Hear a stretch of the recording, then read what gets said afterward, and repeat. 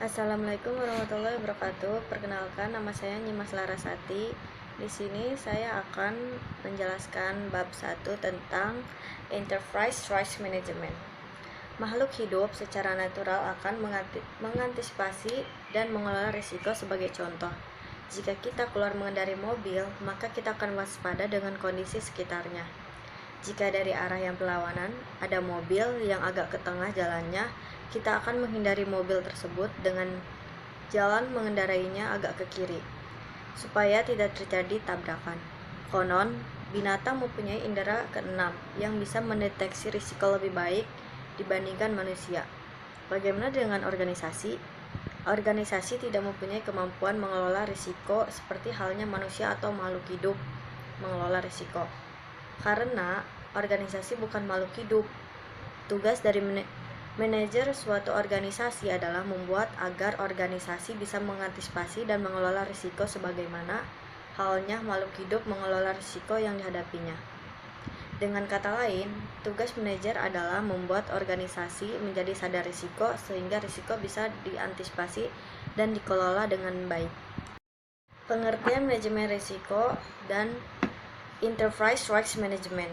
Manajemen risiko adalah seperangkat kebijakan, prosedur yang lengkap yang dipunyai organisasi untuk mengelola, memonitor, dan mengendalikan eksposur organisasi terhadap risiko.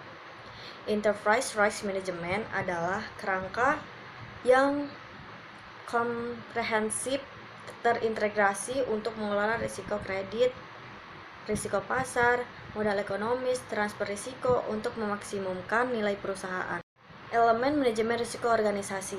Yang pertama, kita harus menyiapkan prasarana yang diperlukan untuk memulai pekerjaan manajemen risiko, yang meliputi prasarana lunak atau non-fisik dan prasarana keras atau fisik. Yang pertama, prasarana manajemen risiko. Salah satu hal yang penting dikerjakan untuk mempersiapkan manajemen risiko adalah menyiapkan prasarana yang mendukung manajemen risiko yang meliputi prasarana lunak dan keras. Yang kedua, prasarana lunak. Ada beberapa isu yang berkaitan dengan penyiapan prasarana lunak untuk manajemen risiko, yaitu yang pertama, mengembangkan budaya sadar risiko untuk anggota organisasi. Yang kedua, dukungan manajemen. Budaya sadar risiko. Tujuan dari budaya sadar risiko adalah agar setiap anggota organisasi sadar adanya risiko dan mengambil keputusan tertentu dengan mempertimbangkan aspek risikonya. Dengan singkat, tujuan budaya sadar risiko adalah agar anggota lebih berhati-hati dalam pengambilan keputusan. Bagaimana mengembangkan perilaku yang sadar risiko untuk anggota organisasi? Salah satu cara yang bisa dilakukan adalah dengan memaksa mereka untuk berpikir risiko setiap keputusan yang akan diambil. Pembisnis secara natural adalah orang yang optimis, karena itu mereka berani terjun ke dunia bisnis dan cenderung melupakan aspek risiko yang mendorong mereka untuk lebih berhati-hati. Proses manajemen risiko. Elemen yang lebih penting lagi adalah proses manajemen risiko. Proses atau fungsi manajemen sering diterjemahkan ke dalam 3 langkah: perencanaan, pelaksanaan, dan pengendalian.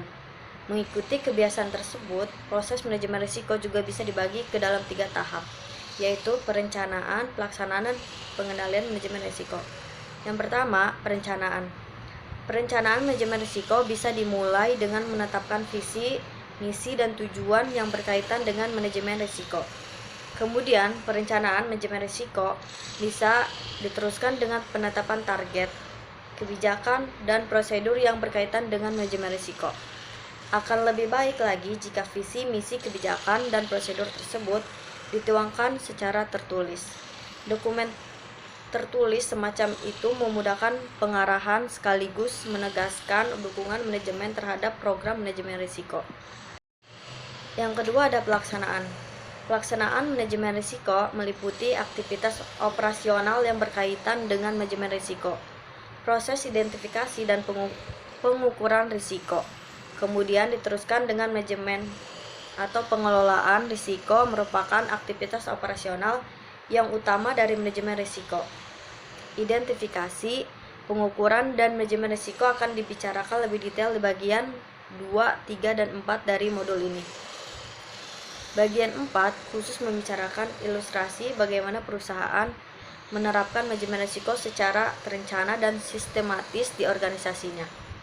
Untuk melaksanakan pekerjaan manajemen risiko, diperlukan organisasi atau struktur organisasi dan staffing personel. Cukup sekian pembahasan saya kali ini. Mohon maaf bila ada kekurangan. Terima kasih. Wassalamualaikum warahmatullahi wabarakatuh.